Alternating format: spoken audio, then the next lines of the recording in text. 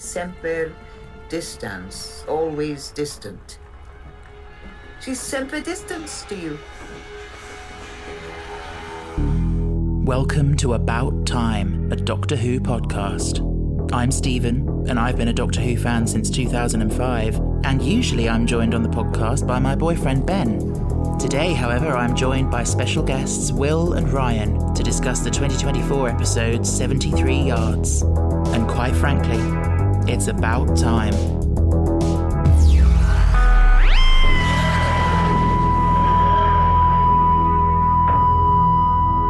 Hello, welcome back. I am once again without Ben. It's just me here on my own, but in the distance, I can see... Who is it? I can't quite make it out. Ah, yes, it must be Will and Ryan. Welcome to the podcast. Thank you. I'm a bit more than 73 yards away, but... Yes. How are you both? Yeah, Good, thank you. very well, thank you. Good, thank you for joining me. Do you want to introduce yourselves? Just tell us a little bit about who you are and so on. Yeah, sure. I'm Will Marler. I'm an animator and been a Doctor Who fan since 2005, just like Stephen. And my house is full of Doctor Who stuff, as Stephen and Ryan will be able to see from the background. Yeah. Amazing. I'm Ryan. I have been a Doctor Who fan since 2006. I sort of missed series 1. It was my twin brother was the one who he got like the series 1, you know, like the 3D TARDIS DVD. Oh yeah. Falls apart as like after yes. a few months.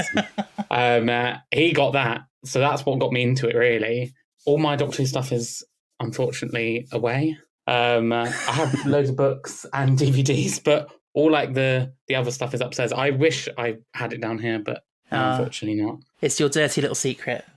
Yes, it is. One of many. Okay, well, before we dive in to talk about 73 Yards, I want to show you something that I discovered.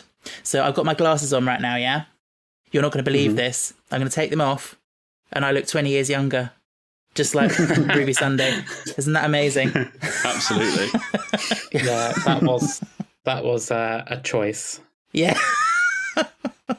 But the funny thing is, when you think about, like, if you look at someone like Jenna Coleman now, who is, I think she's in her late 30s or something. Yeah. And she looks basically the same as she did before, and basically the same as Ruby does when she's 40. So I just think it's funny because obviously Millie is so young, like she was 18 when she filmed it. Yeah. It's a lot harder to pull it off, I think. Yeah. I mean, she does great. In terms of the performance, she does great, but yeah. But who knows what skincare is like in the 2040s? Well, exactly. Yeah. You know. Anywho, first thing to mention is that there were no titles or theme for this episode. Yeah. I mean, I love the title sequence as an animator. That's like one of my favourite things about Doctor Who. Whenever there's a new title sequence, is one of the things I'm most excited about. But funnily enough, I really don't mind there not being a title sequence at all. It felt like I've seen some people suggest that, well, the Doctor's not there, so it's like there's Doctor Who isn't involved in this episode in a way. And also, it's sort of like, I was waiting for them to come on, but actually, especially having watched it again, there doesn't seem to be a particularly good place to put them. You know, there's no, apart from maybe at the very start, but yeah, I think it was fine without them. Yeah, I agree. I didn't actually notice that there weren't any until I went on Twitter after and saw people creating that there weren't any. I get the decision because obviously the Woman Who Fell to Earth didn't have a title sequence, did it? When that first went out, because I guess they're going for that different vibe, and it worked for me. I think that as Will said, I think the title sequence, there wasn't a place for it, in my opinion. Yeah, I would agree. But yeah, I think I noticed because right at the start you get their names come up at the bottom of the screen. I think that was the giveaway that they're not going to be doing the title sequence. Yeah, I didn't notice that actually. That's a good point. It's a good. I did actually notice that, but didn't put two and two together that that's been a title sequence.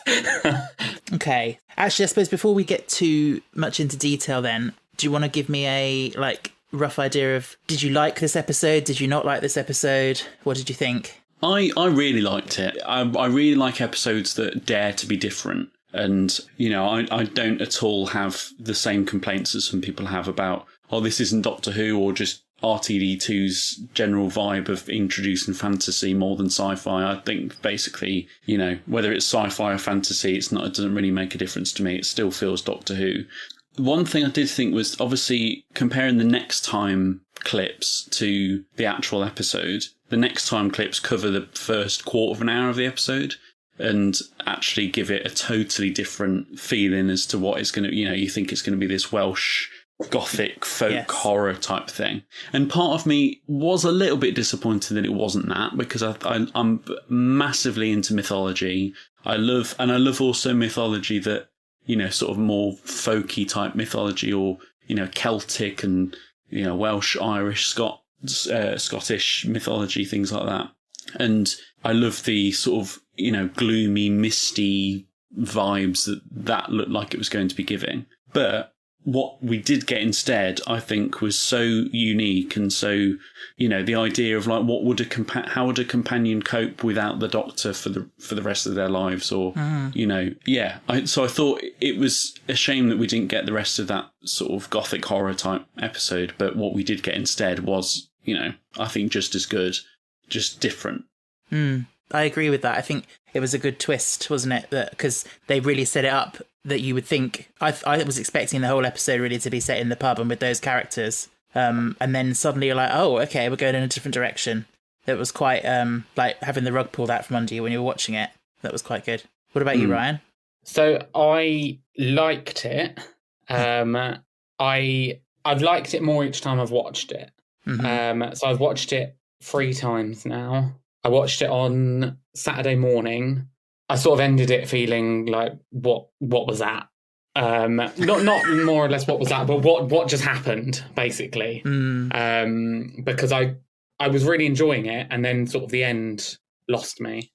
The minute she became like the old lady, lost me completely. And then I watched it again, and I think knowing what was coming, I guess I was looking at it from a different angle, and I did. And it sounds bad to say, because I did enjoy it when I watched it on Saturday morning, because it's those two halves of it that were obviously very different. Well, not even halves. It was almost like the first 15 minutes was just like the Welsh folk. But you knew what you were getting into. Yeah, and I think that sort of like horror vibe, as well as like the political vibe, are 2 types of Doctor Who that I really enjoy.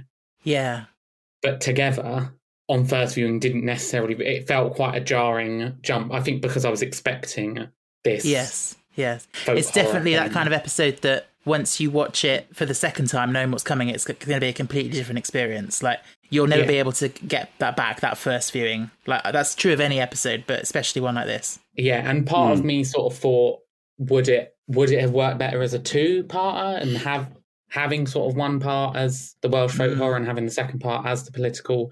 But then I guess I'm not sure that would have maybe sustained 90 minutes. I'm not sure. But that feels very much like that's sort of how Stephen Moffat did a lot of the 2-parters in sort of series 8, 9 and 10. RTD is very much like chopping one long story in half, you know, like the Slitheen 2-parters, or any Dalek 2-parters and things like that. The Beast 2-parter in series 2. It was very much that, okay, this is the interval, go get your ice creams and then continue with the story in the next 45 minutes. Whereas Stephen Moffat's 2-parters with Peter Capaldi often felt like it ran through to the next, the story thread continued, but it was a different vibe to it. Especially like the 3-parter. I'm not a massive fan of the 3-parter in Peter Capaldi's run with the monks. Was they the monks, or the pyramid at the end of the world, Extremis and whatnot? I'm not a massive fan of that, but it is an interesting example of a 3-parter that, or, you know, multi-story arc that has different, you know, tones. And so I think your idea, Ryan, of the first part being the gothic horror, so people like me that were looking forward to that get that, but then still you still get the longer term effects of... And it's sort of like for me, like Spyfall is 2 very different vibes. Spyfall Part 1 and Spyfall Part 2, although it is one story cut in half. I think I'm sure they've got different directors, but that as well is like I loved Spyfall Part 1, really didn't like Spyfall Part 2. But for me, I think just on first viewing just felt very jarring. And then once I started to make sense of what was happening in second viewing, it sounds like I didn't like it. I did really like it. I'm sure there's episodes of RTD's first run that I've heard on this podcast that Stephen has said to Ben, this is one that I didn't used to like, but actually now that we've watched it this time around, I love it all the other way around. All the other way around, and so it does happen. I think for me, to sum up my feelings on this episode, is that I've watched it 3 times as well, and I find it a very entertaining and enjoyable watch. But in terms of thinking about it afterwards, it leaves you very confused, I think. But I don't think that's necessarily a bad thing. It's just something to get used to and get your head around. I think the Doctor Who community is always needing every single little thing to be explained. Yes. And I think that's what a lot of people are struggling with this sort of more fantasy vibe, where there's not like a very clear sci-fi explanation as to what's happening. But I think it sort of has made it a bit more fresh and a bit more interesting. And, you don't necessarily need to have everything explained to you. It's like if you watch a fantasy or horror film or a sci-fi film, I suppose, it doesn't necessarily need to explain absolutely everything. I kind of like that it didn't, like we never got to find out what the woman was saying to people to make them go mad and run away and abandon Ruby. It would just spoil it, because no matter, it's like if a writer one day decided to reveal what the Doctor's real name was. I knew you were going to say that, yeah. There is no name that they could come up with that would satisfy people. There'd be some people that'd be like, oh, that's cool. There'd be some people that are like, that is not what I imagine. That's terrible. Yeah, exactly. And so it should just be a mystery, and that's fine. It's much more effective in this case because for me personally, this whole thread of the woman saying things to the people and them abandoning Ruby and Ruby never finding out what it was, like it's quite a difficult watch. It's quite triggering, actually. It's that sort of insecurity of what would make someone hate you and abandon you like that, and you never find out what it is. That makes it so much more effective that we never know, and it's left to the viewer's imagination and thoughts. Yeah, and I think that was something I didn't pick up on first viewing, and it could be that I watched it at like 6 o'clock in the morning on Saturday, but it was only on the second viewing I sort of realised that everyone was abandoning her. I've seen a lot of tweets about the woman sort of personifying her fear of abandonment. Yes. And actually, I think that's quite a good reading into it. And I know, like Russell T Davies said, he's never going to reveal what was really happening. But for me, I think that's the reading I'm sort of choosing to go with there. There is part of me that sometimes wonders when a writer says, oh, you'll never know. It's because they don't know either. Exactly, Because, it's not that they've got this secret thing that, it's tucked away in a locked box somewhere. Yeah. It's like, oh, you'll never know what I was actually thinking in the script. But actually, it's just that they don't know. That was a very good impression, by the way. Yes. Yeah, no, I think that's how it should be, though, isn't it? That something like that, it's like you were saying, like there is no explanation that would be satisfying. And it's more the device that they were using in the script and the sort of the vibe and the feel of it, and the purpose that it served, rather than what it actually was. The other thing that I find funny is that there were some people that were reading quite a lot into, I don't know if both of you saw Unleashed as well, where the actor that was playing the woman explained her hand movements. I was going to bring that up, and the little story and stuff. I've just seen that clip on Twitter about half an hour ago. And people were sort of figuring out, what does that mean? And to me, it's just a little story for her to remember what those movements are. Yeah, no, it doesn't mean anything. No. I saw someone say that because she said she was going like that, and they're going, oh my God, it means she's got like a fob watch or something like that. And, for God's sake. Yeah. Doctor Who fans. Well, as soon as there's a female presenting character, it's immediately that they're the Rani. Or Susan. Which would be Susan. And people being like, oh, have they got the rights sorted out for the Rani? And, has that all been cleared and everything? It's like, she's just a random woman. It's just, it's... Yeah, no, you're absolutely right. It's just a sequence of actions that she was doing to look mysterious in the distance. But I swear, I watched Unleashed, and then I spent the next day with that going round in a loop in my head, just going, bless you, thank you so much. When you gave me that little thing, it was so precious. So we also got speaking of mysterious women, we got Susan Twist back again as the hiker. Yes. Mm-hmm. What are we making of her? Maybe it's because of the fact that we're all discussing this on Twitter and whatnot nowadays compared to 2005 before Twitter was even invented. But I feel like Russell used to be a lot more subtle with his sort of his little running things like Bad Wolf. You know, it'd be like you wouldn't even have noticed until the Ninth Doctor pointed out that Bad Wolf feels like they've been following them around. That, oh my God, yeah. And then when they go to the Bad Wolf TV station and you literally are shown clips of all the time that Bad Wolf has been said, and you go, oh my God, I missed all of that. Whereas this is so much like, I feel like even the social media team of BBC Doctor Who have been like, oh, who's Susan Twist? And it's just, or like, who's Mrs. Flood? And I don't know, it's just a shame that it's like, again, it's RTD's sort of constant need to be mysterious, and I don't know, I suppose it gets people talking and everything, but it's about as subtle as a slap in the face at this point. It's very much just like, everyone's like, okay, next episode, who's Susan Twist playing then? As opposed to, just it being a bit more secretive. I don't know. I completely agree with everything you've just said. The thing is, like, I think it's sort of like, it's always exciting to have like a sort of mystery and a sort of who is this, blah, blah, blah. But it does just feel sort of forced into every episode. And I think what, for me, I don't know about you two, but on Twitter, people are always posting cast lists for like upcoming episodes, like the official BBC cast list. And she's on there. And for me, that just takes away any sort of suspense or surprise. And I get that's like a hazard of social media, isn't it? It's things are going to get spoiled. And, you know, it doesn't damage my enjoyment of the episode. But then I sort of, like in The Devil's Court, I knew she was playing a tea lady. So as soon as I saw a tea lady with the back to us, it was obvious that was Susan Twist. It destroys any sort of shock factor at all. The thing is, I don't care who she is. Like, I'm sort of like, I'm not bothered by who she is. Yeah. And I don't know if that's just me. It feels like the intention is for us to be watching it and being like, who is she? Like, with bated breath. But actually it's just like, okay, this is obviously going somewhere, we've got to wait and see where it goes.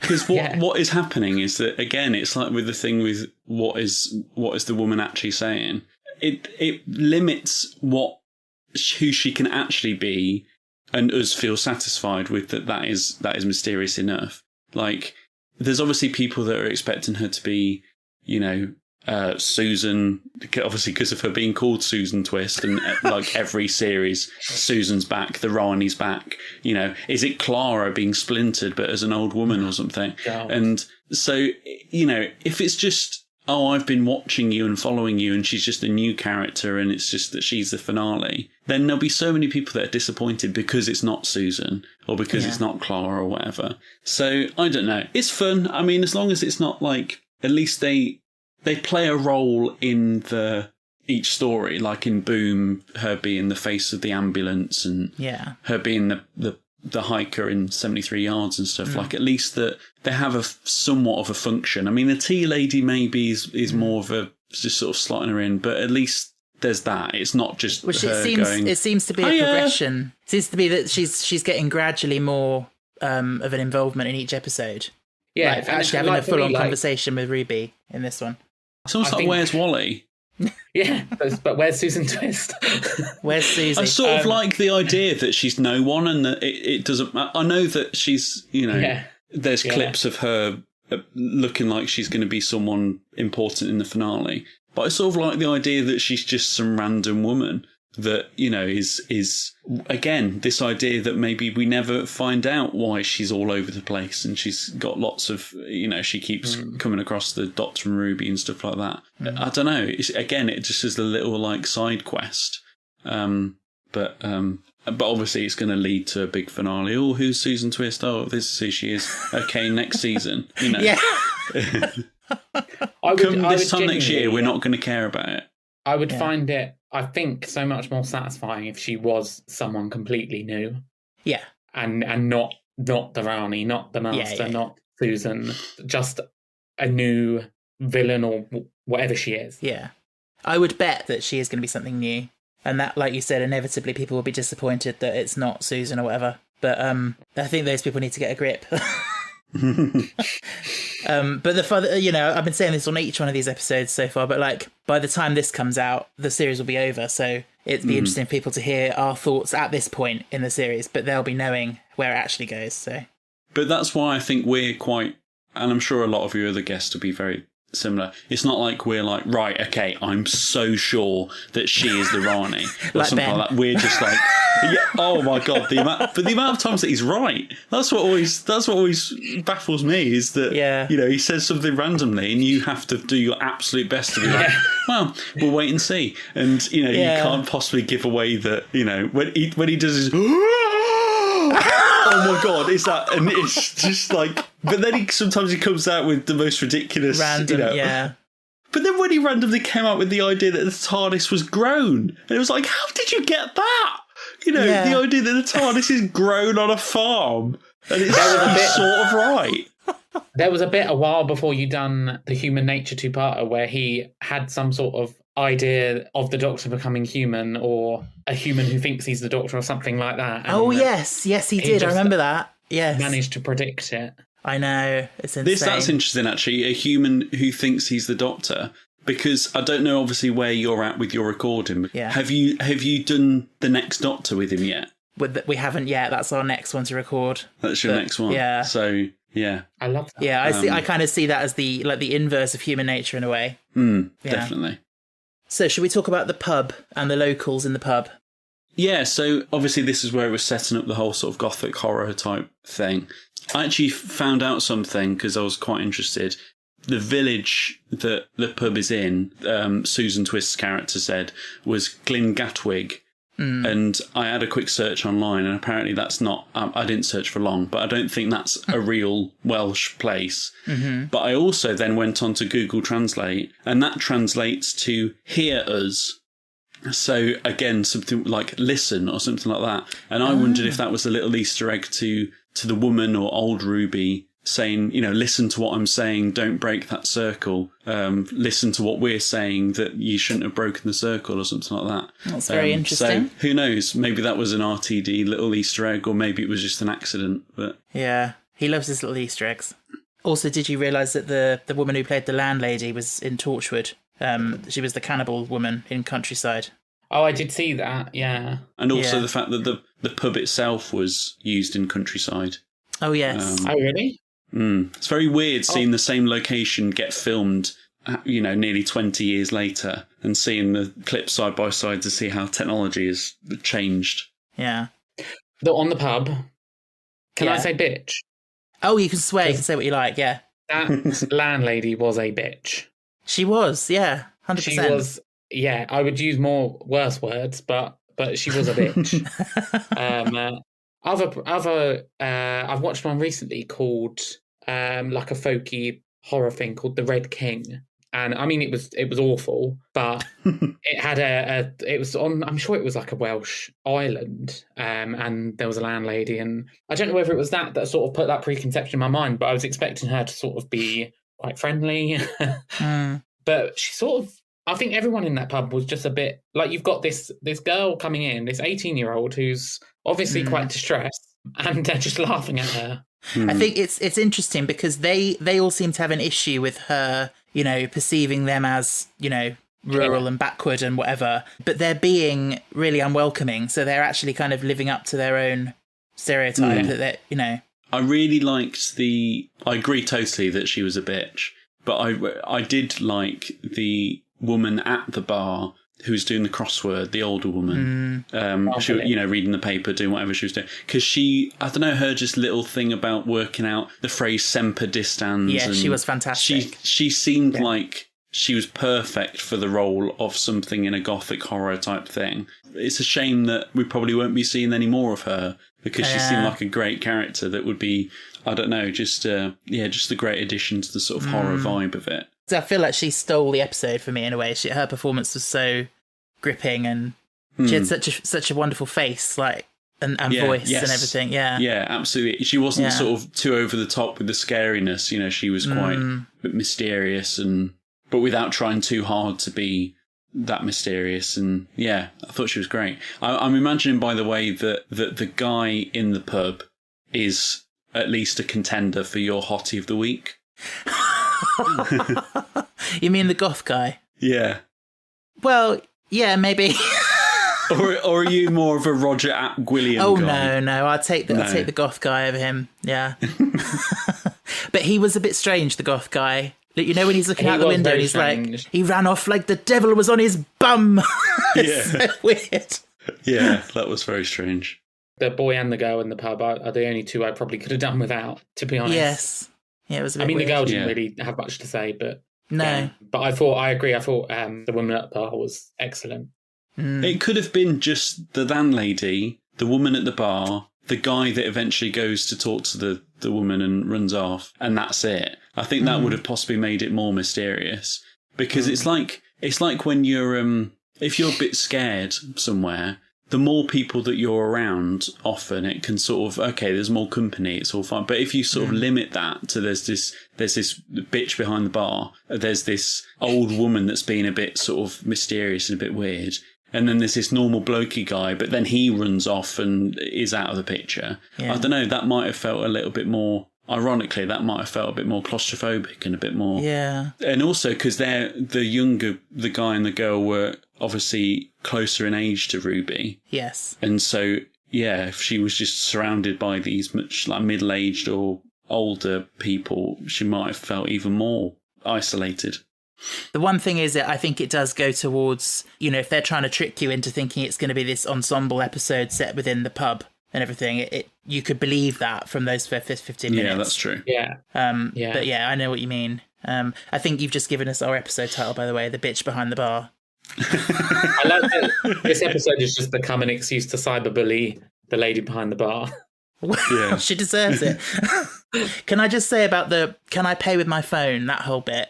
They were so unfair to her. Literally, she wasn't saying anything rude or assuming that they didn't know. She literally just said, can I pay with my phone? And they were instantly like, okay, right, now we're going to troll you. Yeah. Like, 100%. if she'd been like, oh, I don't know if you've ever heard of this, but you can actually, like, pay with your phone. Like, if she'd said that. Yeah, she wasn't condescending. She was just saying, basically, she was saying, do you accept contactless? Yeah. But it's just that she happened to say, can I pay with my phone? That it made it turn. Yeah, I thought that was, like, unnecessarily. It's what it makes evil. Me feel like all those people in the pub were on edge anyway, and they were just ready to pick a fight with anyone who came in. Like, yeah. Because, I mean, if she was Welsh and she just happened to be from the other side of Wales or something and never been to that pub before, that village or something, it probably wouldn't have come across. I imagine it was because she was English. And again, they picked up on that and whatnot. But yeah. I do wonder, you know, in an alternate series, like what this episode could have been if it had continued with it to be in the pub and this whole horror thing. You know, right? You know, when there's the knock at the door and they're building up all that tension, like it could have been 45 minutes of that, which could have been really interesting in a different way. With this series leaning so much more into fantasy than it ever has, that feels like the perfect time to do an episode like that, like the gothic horror type vibe, because the moment it became into the modern world. I say modern world as if she wasn't, you know, but as in the city centre and all that sort of stuff. It started to... Obviously, Doctor Who is very much about, like, these monsters and stuff interacting with people's real lives. But that's where it became more of a standard Doctor Who thing for me, which I thought was still an interesting direction, but just keeping it within this one area would have been... an interesting, obviously a totally different, you know, the explanation and the resolution and all that sort of stuff would have had to be different. But she could have even, you know, still grown old, possibly, but, you know, felt like she couldn't. She said, you know, she can't go on a plane or on a boat or anything just in case the woman dies. Maybe she feels like she couldn't leave the village, or I don't know. She could have grown old there or stayed in that pub and taken over the pub. I don't know. Yeah, it would have been very different. It could have been also quite interesting if this was like one of an even earlier episode and the series arc was that this woman was following them around. And it feels like, oh, it's resolved, she's gone away. But then in the same way that we saw Madame Kavarian in the Series 6, she pulled the shutter across and Amy saw her every now and then. Or in the series that obviously you're currently, going through at the moment on the podcast, where Rose cuts through a TV screen and you see her sort of coming through. It would have just been nice to maybe that be she sees the woman again and they're on a distant planet or something, or in a totally different time period, and she's just there.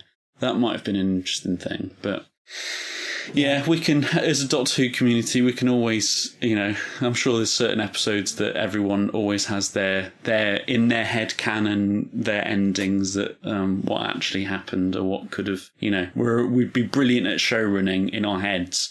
And then when it comes to it, it's actually not quite as easy as it seems. Definitely. Okay, so we move then into a very different part of the episode, when Ruby gives up and leaves the Doctor and goes back to her life in London. I found that a really kind of surprising moment when you see her on the train. It suddenly cuts to us at the Great Western Railway voiceover, and you suddenly think, so wow, weird. Okay. You just wouldn't expect her to do that, because you sort of think, okay, you've established the setting of this episode, and you sort of feel like it's an unwritten rule, like you're not going to break that. Yeah, and as far as we're aware from the Next Time and everything that we've got so far, that it is a Welsh Gothic horror episode. And then suddenly, she's literally on the train away from Wales, heading back to a normal life. And we had those very creepy shots where she's looking through the window and the woman is there, like in the fields and things. Yeah, very interesting. Because obviously they're very clever about the fact that they never show Ruby's point of view when she moves. They just see the resulting thing. So imagine being on the train, and because we just see her, she's in a field, and then she's in, she's on a road or whatever. Like she should be skating along, shouldn't she? Like, yeah, exactly. Is she just following like a mouse cursor or something? Yeah. She's just following the middle of at the beginning when she first sees the woman and she tries to go towards her and then she's further back. It's like every time Ruby moves forward, she looks down at the ground to see where she's stepping and then looks up. Like if she just kept her eyes fixed on her, what would that have been like? Yeah, exactly. Does she just sort of float back, Yeah. I forgot to mention earlier, but it's really funny how, because the music and everything, and it all tells you that it's really creepy, but Ruby's she's like, "Hiya!" Like she's trying to be all friendly and northern, and it's just, hilarious. When she's sort of like, Are you part of this? Are you? Yeah. Can you just wait there a minute? And you got this very clever. Yeah. A few episodes this series, certainly the next one from the Next Time trailer, but also this one gave me slight Black Mirror vibes. Especially as that's a show, obviously an anthology show that does something very different every episode. And I think this series is feeling a little bit like that, in a way. Well, I'd say that the thing that, as an anthology series that does something different every episode, this feels this episode in particular feels more like Inside Number 9, if either of you watch that. I've been told to watch it and I haven't yet. Yeah. But in terms of I won't spoil anything, but in terms of the sort of the creepiness and the edging into the slightly more disturbing realm, or the sort of something following you idea. But I definitely agree with you that the next episode, Dot and Bubble, looks like ripped straight out of Black Mirror. 100%, yeah. Yeah, it does. Yeah. I think this series so far, I'm sure it was series 7, and I'm not going to attempt to mimic his voice, but Stephen Moffat said that he wanted like a movie every episode, every episode, or something like that. Do you want me to do him saying that? If you want to, if you go for it. Stephen Moffat's got this thing where he takes random words and he sort of elongates them out. So he's like, I wanted to have a movie poster episode every single episode of the series. He's sort of, good. So Stephen Moffat said that. That had varying successes, but I feel like this almost feels like that. It feels like it's going for a completely different genre every single week. Yes. None of the episodes so far feel similar in any way. They've all obviously got their trademarks. Like Boom was obviously had a lot of. It felt like a Stephen Moffat episode, but I think you'd be hard pressed to find any sort of real like genre specific similarities between any of the ones we've had so far. Well, it's maybe it's just a symptom of the fact that season 1 of this new, whatever we're calling it, new Who, is sort of finding its feet again. It's sort of playing around with and then season 2 might be where it sort of comes together a bit more and feels more polished and more like RTD knows what he wants to do now. And who knows? I mean, I don't think you had that sort of with the Chibnall era, didn't you? Like Series 11 was very much Monster of the Week sort of thing, and Series 12 suddenly became sort of very lore heavy and things like that. So yeah, it could be that. And then Series 13 was like an entirely a whole series dedicated to a single arc. So it's like Chibnall was able to do, all the different types of Doctor Who on offer in his 3-series run. Something that I found going back to the fact, Ruby's back home now, and what is her name? What's the grandma's name? Cherry. She says, when they're talking about the Doctor, she says something like, he better not be a guzum, which I looked into and saw that it was Jamaican patois for like sorcerer and witchcraft and magic and stuff, which again feels very like a good way to describe this whole fantasy direction. And she referred to the TARDIS as his box of magic tricks, didn't she? Yeah, exactly. Yeah. So I do hope we'll see more of her. Yeah. It is funny that as soon as Carla's gone, Cherry sort of, again, we don't see her anymore. I mean, some people suggested maybe when it was Ruby's 40th birthday, we saw that she only got like 1 or 2 cards, and someone suggested that one of those might have been Cherry. Someone else then suggested, do you think she'd still be alive by that point? And then someone else suggested, but maybe there's like a service where you can get cards sent every year and into the future and stuff. I saw that. Yeah. Someone had commented saying Cherry seems the sort of person that would schedule cards for after she's gone. Where they've got that in her character, I don't know. Maybe Cherry's the Rani. Yeah. Who knows? Well, a few weeks ago, I saw people were joking because she was waiting for a cup of tea in the Christmas special that she was the one. She's the one who waits. Yeah. And I've become fixated on that theory. But that's the sort of thing that RTD would do, though. Like, you had Wilf with the 4 knocks. The 4 knocks turned out to be So why could the one who waits not be Cherry? Yeah. I mean, who knows? I mean, it's going to be funny, obviously, the people listening to this particular episode know exactly what's happened in the finale and everything. And we're so, ignorant and we're to all talking of about that. it being Cherry. And, how ridiculous that might sound when it turns out that it's the big bad in season 1, how they were redacted. It's crazy. It was, can't believe that redacted showed up. Yeah, I'll just insert it later. Yeah, make it sound like we knew all along. Yeah. So can we also talk briefly about Carla?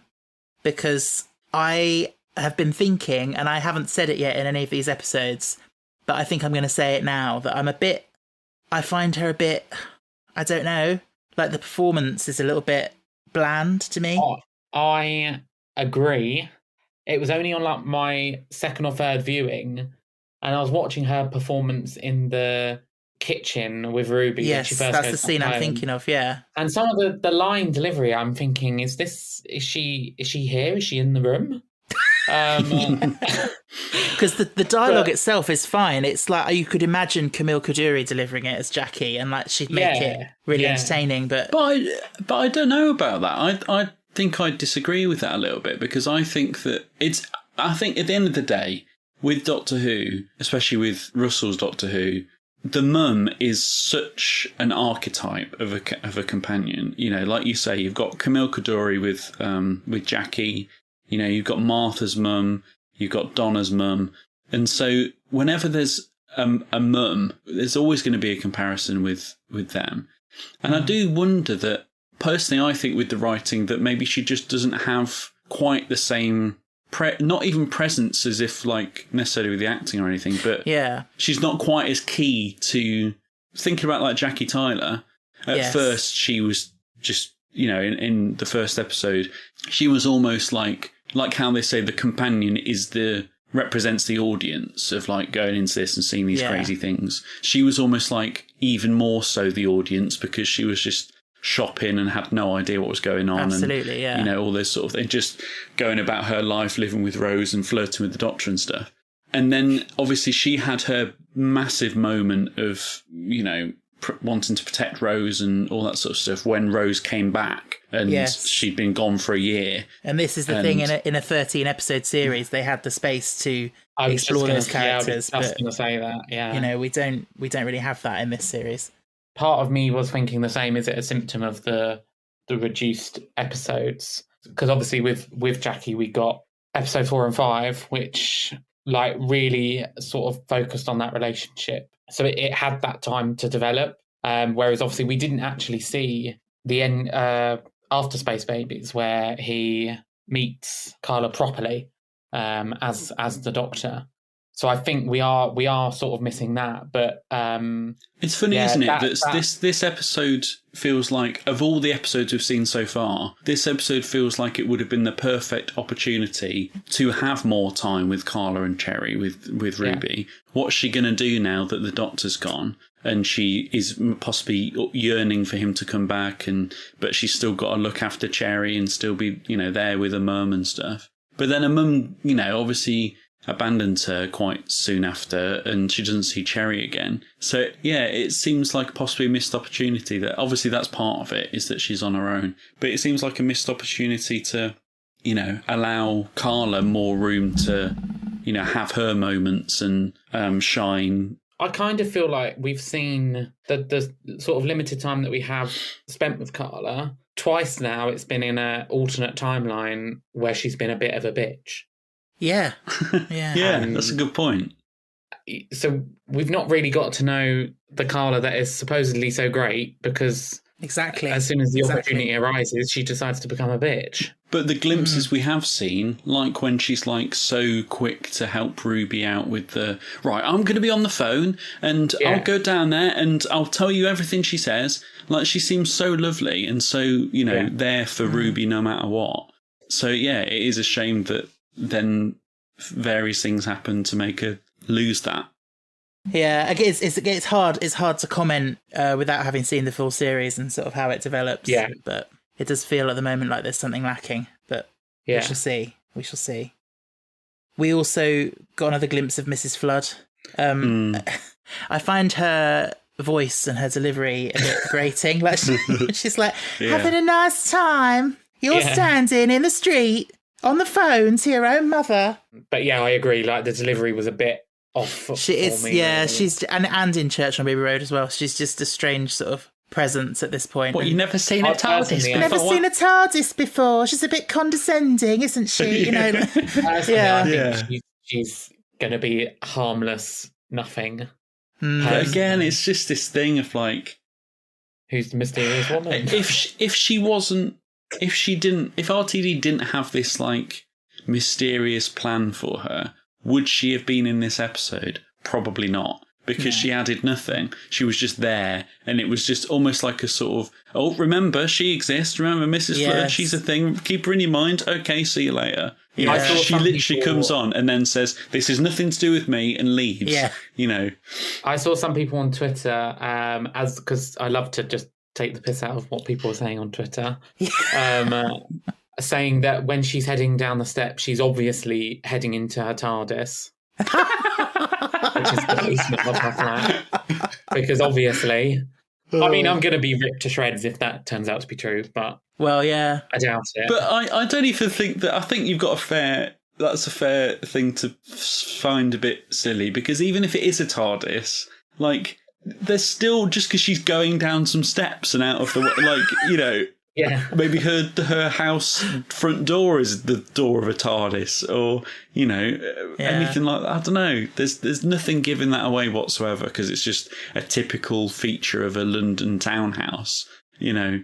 She's just like the paperclip on Microsoft Word. She just pops up and says, you know, I noticed that you're filming Doctor Who. Do you want me to help out or whatever? And then you just press X and she goes away.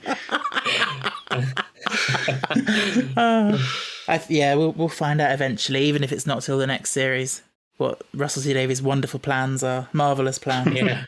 Does he even know who Mrs. Flood is? Or he's just going to come up with it, you know, as he goes? Who knows? We also got a return of Kate Stewart, who's now calling herself Kate Lethbridge Stewart. Yes, I didn't notice that at first. That didn't really sort of bug me, but then I noticed obviously people online pointed that out, and then it was like, oh yeah, she's not called herself. Yeah. It's always funny when a character is written by someone who didn't invent her, because obviously she wasn't invented by Stephen Moffat, because she was first in a fan project or some obscure Wilderness Years media something, I think. Yeah. But she was properly, in her current sort of state, she was invented by Stephen Moffat for The Power of Three. And it's always funny when someone else then gets their hands on the character and has their take on it, because obviously part of her whole thing with calling herself Kate Stewart is that she didn't want to be, just known as the daughter of the Brigadier. Whereas I imagine that Russell is, because Russell's seeing this whole thing as an opportunity to bring more people on board, he might find it more important to link her to a classic Who character. Or it could be that, earlier on in her career, she was going by Stewart because she didn't want to be, seen as being nepotistic or whatever. But now that she's actually, she's very much at the top of unit and in charge and everything, and she's made the decision now to, I want to honour my father or whatever. Yeah, people change their minds. What it is. I quite like it's just, her inclusion. I mean, I didn't realise, there's quite a lot of anti-Kate Stewart people on other podcasts saying she's got no personality or they don't like the performance or something. But I mean, I've always quite enjoyed it when she shows up. So this time was no different. Although I would like to know how they found each other. Yes. Who found who. Because, I mean, if I'd just stopped travelling with the Doctor and someone turned up on my doorstep and said... But this was... In the episode, she says that this was a year after this all happened, because she said that the stuff, her mum abandoned her and whatever, that was a year ago. And so in that year, she might have gone on, forums online, and it might have been when the first... this first series with the Ninth Doctor, as soon as the words blue box were sort of searched on Google, it alarmed UNIT, and it might be that they just put some sort of thing out that tracks, or maybe they've got, with all the Vlinks and all these other weird and wonderful things that they have in their possession, maybe they can detect Huon energy, Huon particles, or people that have travelled in the TARDIS, or who knows. I did love the Ruby throwing something on the floor in anger. Oh, yeah. I thought that was quite a real reaction. Yeah, definitely. That is how you'd react. Definitely. And her beef with the waitress. Yeah. That's a great moment of the episode when Kate arrives and UNIT arrives and you think, oh, right, finally some hope that they're actually... And then it turns to shit again. And... Yeah, it's so, you really feel for Ruby. You everybody who she turns to is leaving her and abandoning her. And that look on Kate's face when she turns around and she's like, disengage. Yeah. Yeah. Did you, and I'm not asking because I found it, I'm thinking about it in a negative way, but that jump from when she sees Kate to then she's living in the flat and suddenly she's accepted that this woman is just here to stay. And she sort of raises a glass to her. Did you find that sort of quite jarring, that jump from being sort of slightly terrified of her to now being sort of accepting? I really liked it. I've actually got a note here saying that I love how she kind of grows fond of her woman. When she finally finds out that who Roger Ap William is and she leaves her date, she runs out and she points to the woman and is like, come on, we've got work to do. Come on. Yes. And it's like, I don't know. I imagine that she probably grows in confidence after a while of knowing that she's not actually doing anything harmful. She's just there. Obviously, she's caused her mother to abandon her and Kate to, abandon her and stuff like that. But apart from that, she's not actually... It's not like she's getting closer and closer. She's just there. She's learned to live with it. It's almost like if someone has a mental, mental health difficulty, like a depression or something like that, or like I have OCD, so I have to deal with, thoughts that I don't like. But as part of an OCD recovery, it's very much a case of learning to live with those thoughts and not trying to get rid of them, but just feeling comfortable with them whenever they occur. Yeah, it's a bit like that for me, I feel like. Yeah, there are many interpretations of things that the woman can represent, and she could represent some kind of mental health issue. And Ruby becomes the strongest at the point in which she is most comfortable with, she's at the start, she's obviously terrified as to who she is and stuff, and she's flailing around and, trying to, get her mum to help and then get Kate to help and all these things. But then she obviously grows old and she's just always looking out the window to see that she's there and everything. And it's at that point that she's independent, she's living on her own and she's just getting by. And then she has the strength to sort everything out and, do what she needs to do to stop Roger Abt-Gwilliam. And it's only when she sort of accepts the woman as just, it's almost like the woman's not a crutch. She's a tool or a sword or something. Yeah. She realizes she can use the woman to do what she needs to do, or maybe even that she needs to use the woman. That's why she's part of Ruby's life now, and as opposed to she's this burden, she's this thing in the corner of my eye all the time. It's like, no, I'm going to use this to my advantage. Yeah. And I thought the music was really good in this one, and I think especially in that sort of slight montage where she's sort of growing older. I really, really thought the music was great in this one. It was really good. It's not something I usually notice. I'm not, like, I know obviously you have quite a keen ear for music, don't you? Yeah. But for me, it's not something that I usually pick up on. But this one, I thought, it was really great. Yeah, I thought it was particularly good because I feel like Murray Gold's style has evolved a lot since the original run. There's much less of the sort of memorable tunes, perhaps, now, but particularly this episode, it really felt like it served its purpose of being creepy when it needed to be and being a bit more hopeful when it needed to be. I feel like with the 6-year gap with Seg and Akinola, and also I'm sure Murray Gold just having 6 years to do other things, it's meant that there's a lot less of just, okay, get the trombones out and the bombastic, like you say, the set themes. And I mean, I'm a huge fan of all the strange creatures. That's probably one of my favourite pieces of music. But yeah, it feels less like, all right, Murray Gold's time to shine. Sometimes I like it when I don't notice the music because, it's not just like, oh, there's that theme again. We then obviously get the introduction of the political plot and Roger Abt-Gwilliam. Yeah, a lot of people have said that they feel that this part of the plot is quite rushed, which I can understand. Yeah, I agree. I mean, to be honest, like when she gets on the football pitch and that whole conclusion, it didn't really dawn on me what she was doing until she'd done it. So that was quite sort of a nice twist at the end. But for me, it could have been its own episode. It should have been part 1, gothic horror, sort of setting up the woman. Part 2, Ruby living with the woman, being part of her life. And now, actually, the political side of it. Because then you could have had more time of seeing Roger Abt-Gwilliam's sort of rise to power a bit more. Oh, that and a bit more good. of the sort of setting up the Ruby being like not caring at first because she's totally forgotten that name, but then she sort of, there are certain clues or he starts talking about nuclear warfare or whatever, and it sort of makes her go, hang on a minute, and then it sort of starts to, instead of Roger Abt-Gwilliam, I know that name, see you later. On the Roger Abt-Gwilliam stuff, the one thing that didn't work for me was the young girl, Marty Bridges. Marty Bridges. That was the one thing that sort of didn't. I wasn't quite sure what they were trying to do with that. I sort of had a rough idea, but then I thought, is that just me going a little bit too far? Or I'm not really sure that was... No. I get they were trying to be subtle, but... Yeah, it seems a strange... So obviously the implication is that he sexually assaulted her. But it does seem a very strange thing to include in this kind of show, where obviously they're not going to go into detail, they're not going to deal with it in any meaningful way, but it's just like a small allusion. But did it even really serve the plot? No, because we already knew he was a monster and an awful person.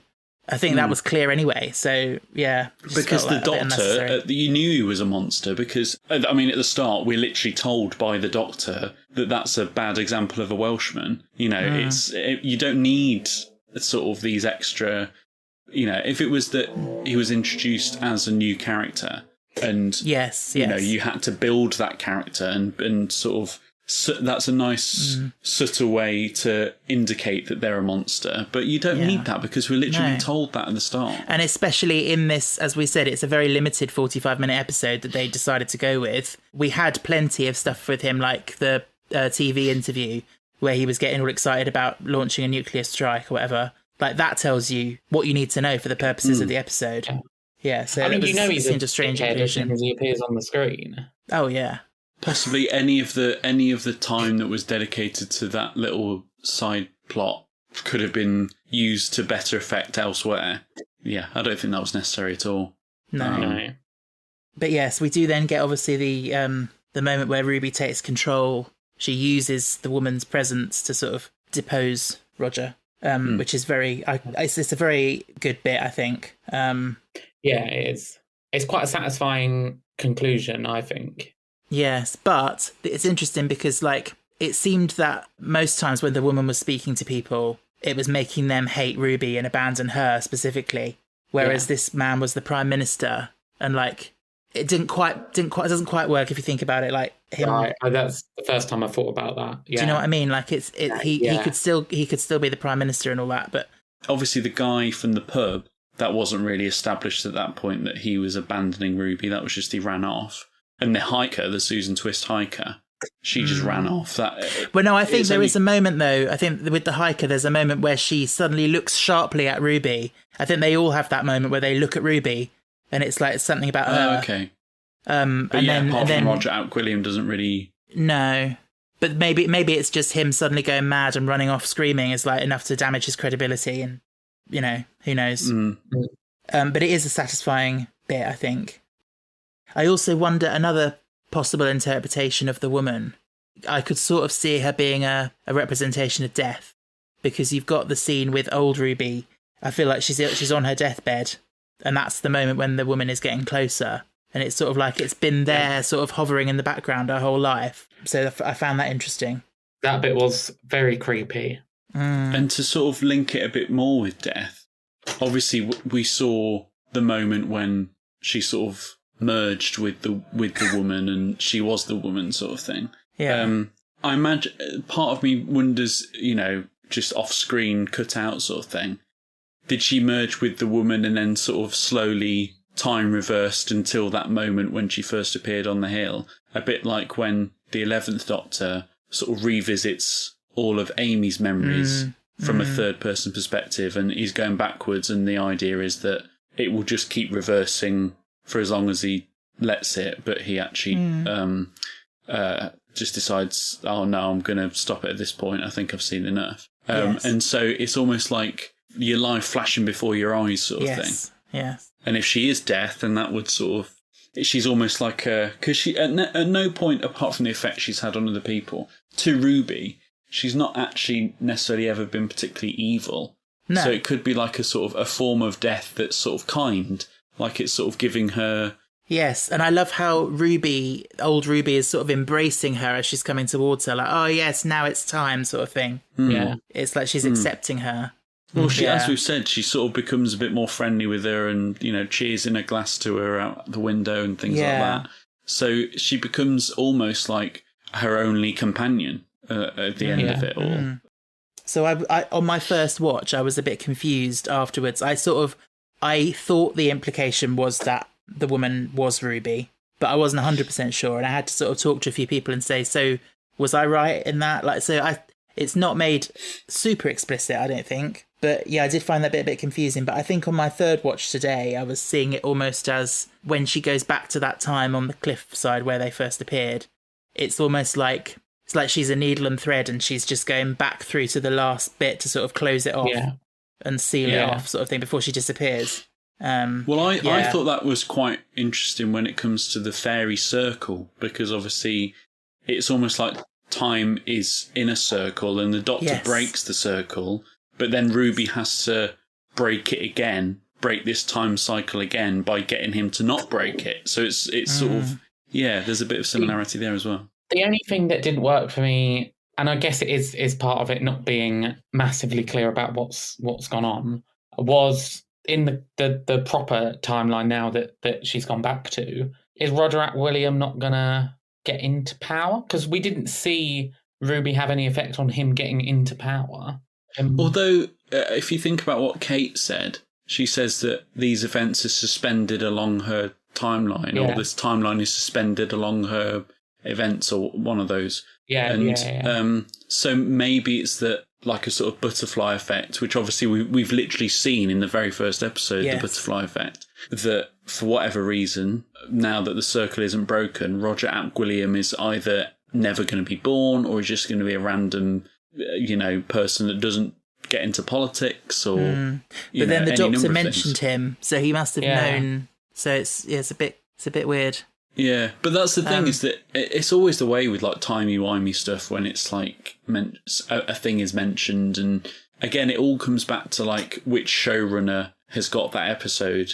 They have the laws of time is whatever they want it to be, because Moffat's interpretation of the laws of time were very different, I think, to RTD's interpretation, and so it's one of those things, isn't it, where we're never going to get a satisfying answer, and maybe that's okay. We can make our own answer. Yeah, exactly. I do think the best way to view this episode is for the vibes. Like it feels like a fun thing to watch. You know what Ben would say at this point when you say it's just the vibes and not everything needs to be an answer. Absolutely not. I thought he was in the room for a second. He would go absolutely. Yes, it'd be going no. He'd be talking over. Yeah. I think it's almost the sort of episode you have to watch multiple times, because that first time you watch it, you want everything laid out for you almost, don't you? And then you need to go into it a second time knowing that you're not going to get everything spelled out for you. Yeah, and also knowing that it's not going to be a 45-minute gothic horror set in Wales. That there's the twist midway through, and you're able to watch it with all of that in mind. I think it's definitely an episode that's going to sort of become more rewarding with multiple views, though. Definitely. So with that then, if I were to ask you to give it a rating out of 10, what would you give it? I'd like to be funny and give it 7.3. I was just thinking that. I know that actually I'd probably rate it higher than that. So probably give it 8. That's fair. I'll give it a 7. Because I do think it's the strongest one of the series so far for me. Yes. But there's just like tiny little niggles. So I think a 7. Yeah, I think I agree with you, Ryan. I think I would also place it at a 7. It is, like I said, a super enjoyable episode to watch.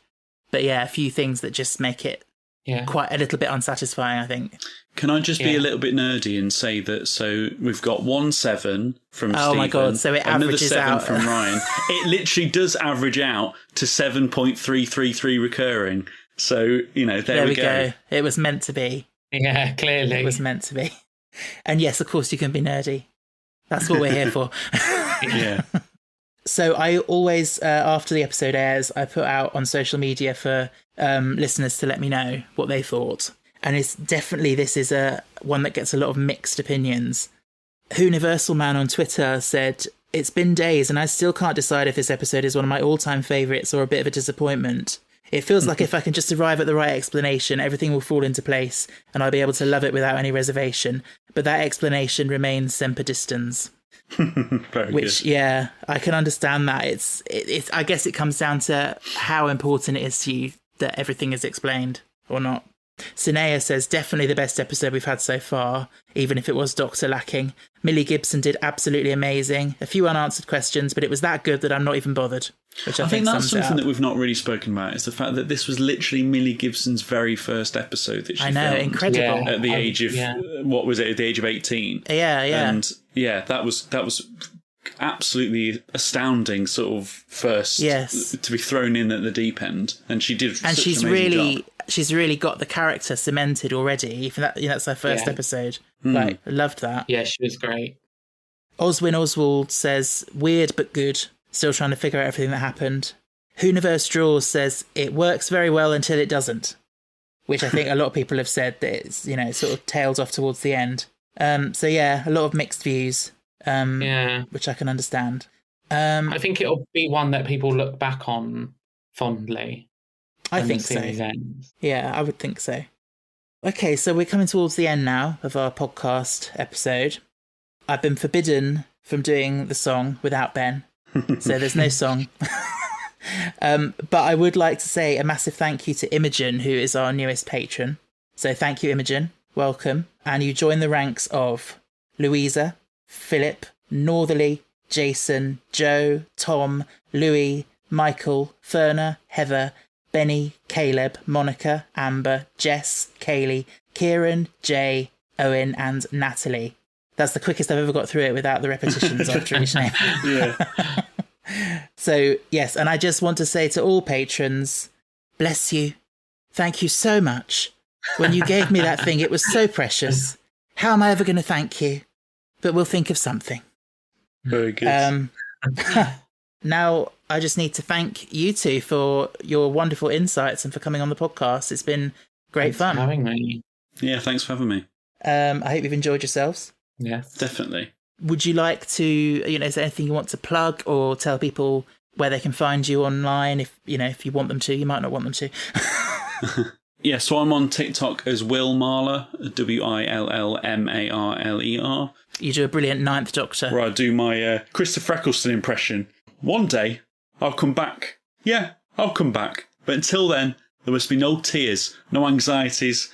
Just go forth in all your beliefs and prove to me that I'm not mistaken in mine. But also, I guess I can plug that I do some animated videos called Learn with Will, teaching science, English and maths. Yes. That's just Learn with Will everywhere. But then also, I've wanted to mention that my wife, Vicky, is working on a Doctor Who fanzine at the moment.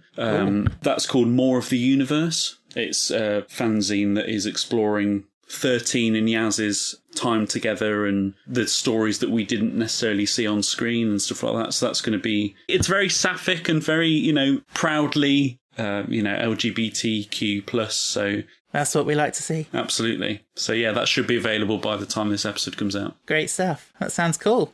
Awesome.